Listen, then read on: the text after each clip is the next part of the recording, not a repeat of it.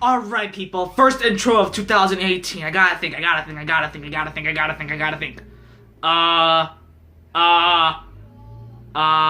Flubberduggers. Terry Folds. Like Terry Flaps. Wubba Lubba Dub Dub. Shit. Can't think of anything. Fuck.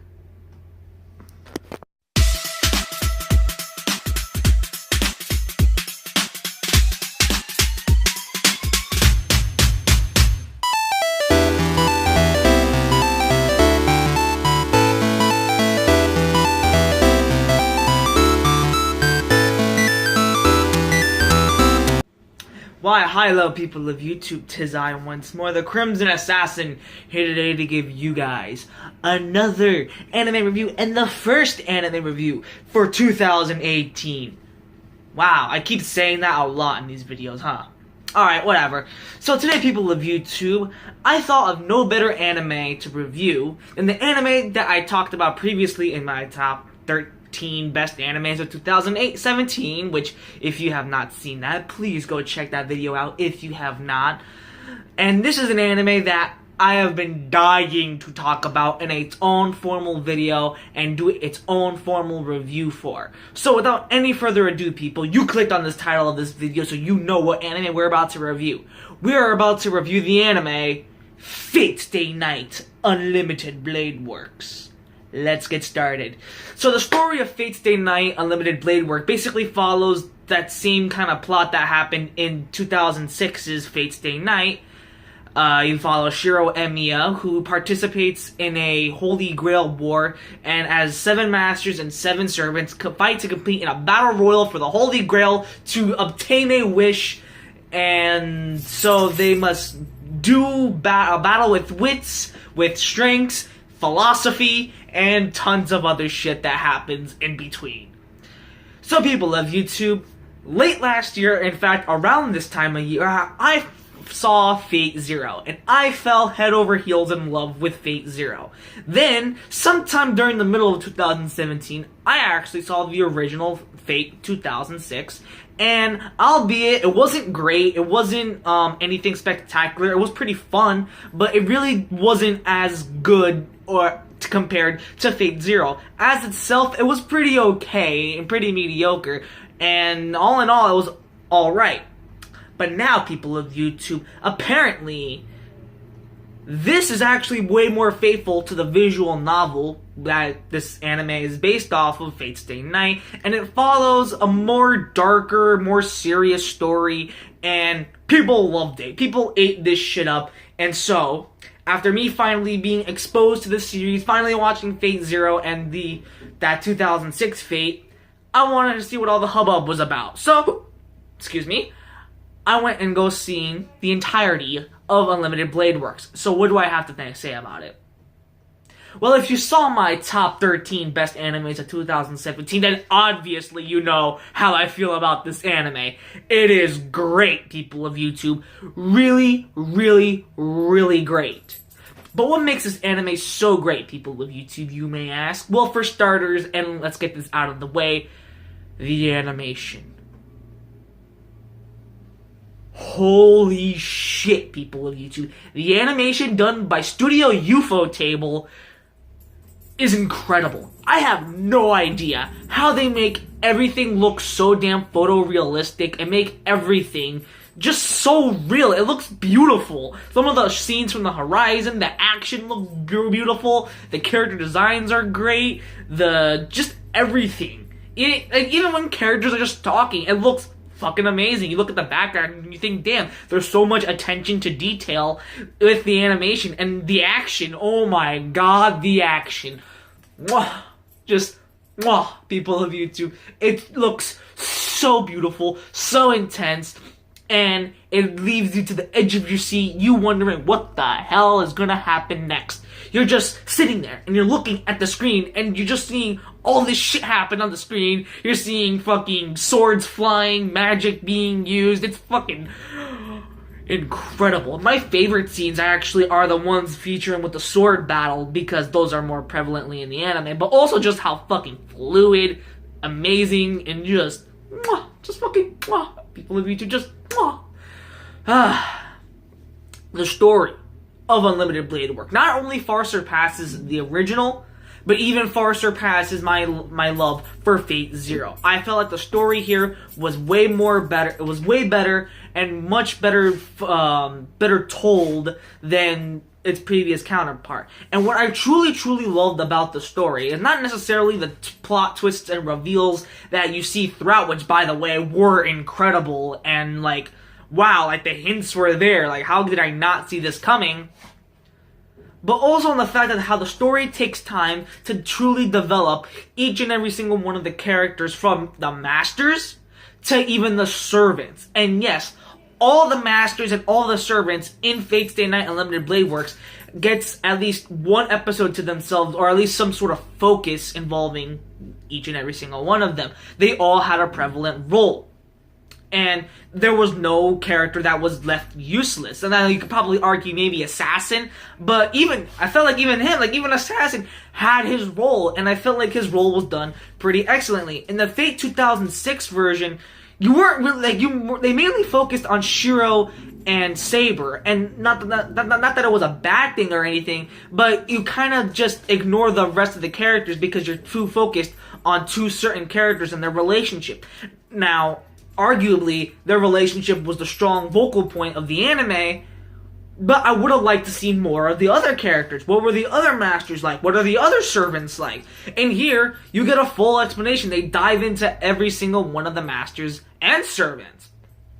And since we are talking about the characters, I have to mention all the characters. Now, from the main characters of Shiro and Rain, which, by the way, fantastic chemistry. Like, these two are just incredible with each other, and they know how each other works, they know how each other feels, and I just felt such a nice romance and chemistry between them. And yes, I really felt like they had a really strong blooming romance, and in fact, they sort of do, and I truly love it. Like, I was fully on board with that, and as much as I really like Shiro and Saber, you know, even when I was watching the original Fate Stay Night, I always felt like, yeah, those two should be a couple. And you know, and here they are. And I was like, wow, that's really nice. That's really sweet of them. Now, the main character, now them as individuals, they're still solid. Like, they still have excellent character growth. They both have character development.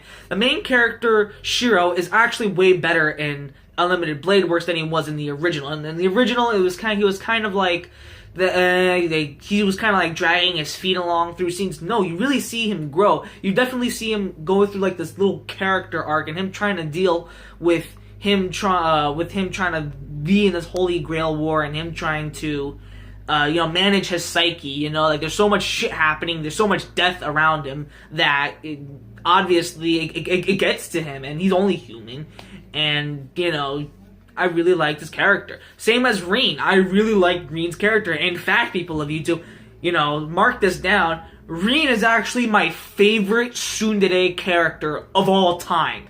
I truly liked it. She is a tsundere, but her tsundere tendencies don't really get in the way of her choices, her morals, and definitely, honestly, the tsundere character that she received, it's quite worth it. She's a nice tsundere. I really liked her as a tsundere and as a character. You definitely also see her grow throughout the anime, and you definitely want her to succeed. You definitely go, when they talk about her backstory, my favorite scene ever is when Rin and Shiro were just talking, and one of Shiro's like home, and they were just talking, and you know, they're opening up, and at least Rin she's opening up and confessing, and I was like, wow, that was really nice. I truly love their relationship. Like, every scene with them, I ate that shit up.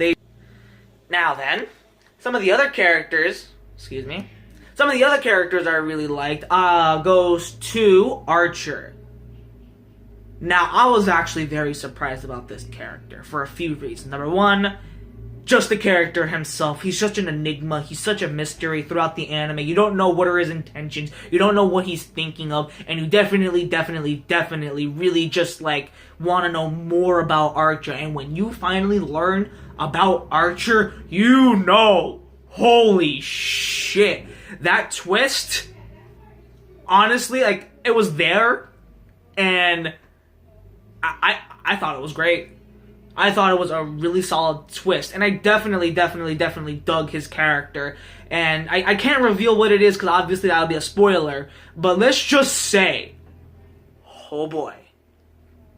And just him himself, like, he's such a badass too. His action is incredible. He knows how to, use even hand-to-hand combat, and I really like that. And sort of his relationship with Reen as well was also pretty solid as well. And all in all, I loved him. Archer was probably one of my favorite servants in Unlimited Blade Works, and definitely he was much more of a better improvement than he was in Unlimited Blade Works than he was in the 2006 version. Because the 2006 Archer, meh, he was a meh.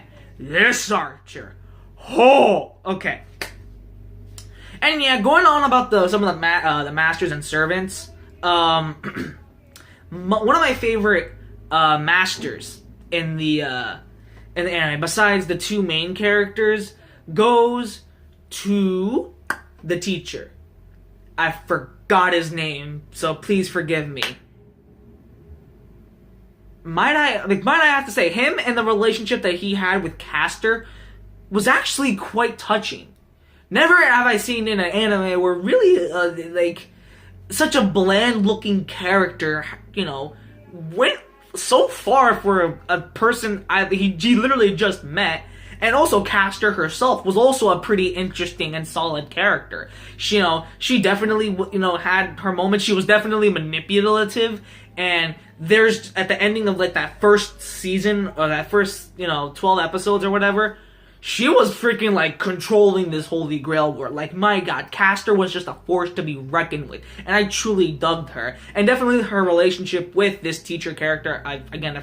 Kuzuki, I think his name was, and now that I think about it, he was a solid, I was a solid pair, I was a solid relationship. Gilgamesh, people of YouTube. Not only was he so intimidating, but he seriously keeps dropping some serious philosophy and knowledge. His ideologies of life itself and how he views the world, have to admit, it makes a lot of sense. It is definitely well executed. And Gilgamesh's character, I don't want to fuck with this guy. And I thought he was a solid villain in Fate Zero. I think he was way better in Unlimited Blade Works. I do think that he was handled better. He definitely was a much more force to be reckoned with, and definitely a character that you do not want to fucking mess with. Holy shit.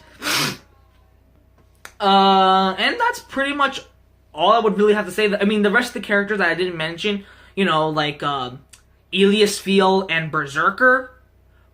Wow, that was another pair that, that was introduced in the first, the 2006, yet weren't really given much development or focus. Especially Elias Fiel, and I thought her little side story and her little character arc, and I have to admit, it touched me. It really, really, really touched me. And I also like seeing all the ties in that Fate Zero had. So when I was watching Unlimited Blade Works, I definitely remembered a lot of the events in Fate Zero. So I was like, wow, okay, I got to see that plot leading to this plot and that and this, and definitely some of that culminates during the arc between Elias Fiel and Berserker, and that was excellently well done. Wow. Now, another thing I'll actually give this anime praise with, going off on the characters, is the voice acting. I saw the English dubbed, and I have to admit, the English dub was not half bad. In fact, it was really fucking solid. To Josh Greeley portraying as Shiro, to the girl who was actually featured in the original, who originally voiced Reen, voiced her in Unlimited Blade Works, and she did a fantastic job in both versions. And all the other voice actors and actresses. Crispin Freeman, holy shit. Yes, I love hearing that good old Crispin Freeman voice. Todd Haberkorn even makes it an appearance, and just, whew. Solid cast. Solid cast of voice actors and actresses. They all did a really fantastic job. If you are, but if you are like more heavily into the I haven't heard the Japanese dub, but all I really know is actually the guy who voices Sasuke voices Shiro, so that's already a good enough reason to probably watch the Japanese sub. But the English dub, it's not that bad, really solid dub. And it goes without saying, people of YouTube, I have no issues with Fate Stay Night Unlimited Blade Works. It's really solid throughout every episode you watch. I would say possibly the one kind of complaint I have with it was its CGI, especially used in the last few episodes. Yeah, they kind of were annoying and it didn't really make much sense. But it made sense to have the CGI, but it kind of looked ugly. It kind of looked like Jello in some scenes. That's how it looked like to me. But if you can ignore it, I mean, it's no big deal. It's only pretty much used towards like the end of Unlimited Blade Work, so it doesn't really hinder your experience. The animation is still solid. And that's just it, people of YouTube. I have nothing else to say about Unlimited Blade Works besides just go watch it. It's on Netflix. It's on Crunchyroll. You are doing yourself a disservice and not watching Unlimited Blade Works. If you want to get into the Fate franchise, skip this version and go to the Unlimited Blade Works version. But also watch Zero, because Zero is still fucking amazing. So with that being said, people of YouTube, it goes without saying, it gets a 5 out of 5 status, people of YouTube. And remember, I am changing my scale. It's no longer 1 through 10, it's 1 through 5. And it does get that 5 out of 5. It's mwah, just mwah, people of YouTube, just mwah. Solid. Solid. And that'll conclude my first ever review for 2018. Thank you guys for watching this video. If you like this video, please consider, subscribing and possibly liking the video. It's kind of weird for me, say like my video, because likes does absolutely nothing in YouTube. But still, like the video, share it, subscribe to my channel, follow me on my social media. Should be right here. And as always, people of YouTube, Tizai once more, the Crimson Assassin. Peace.